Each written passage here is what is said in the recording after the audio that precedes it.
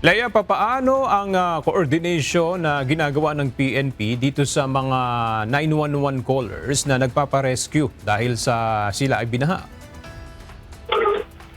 Magandang tanghali sa iyo agad, dumagsa ang tawag na natatanggap ng 911 hotline ng Philippine National Police. Ayon kay PNP Chief Police General Nicolas Torres III, karamihan sa tawag na ito ay nagpapasaklolo dahil sa binahang lugar itong sunod-sunod na pag-ulan simula pa ng weekend.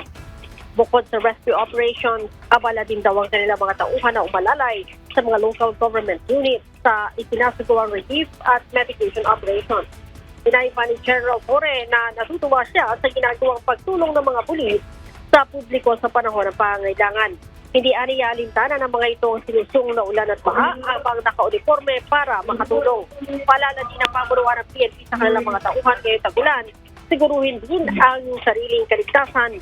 Doble ingat, lalo na sa mga binahang lugar upang makaiwas sa mga sakit na dulot ng tag-ulan. Maraming salamat, Leia Ilagan.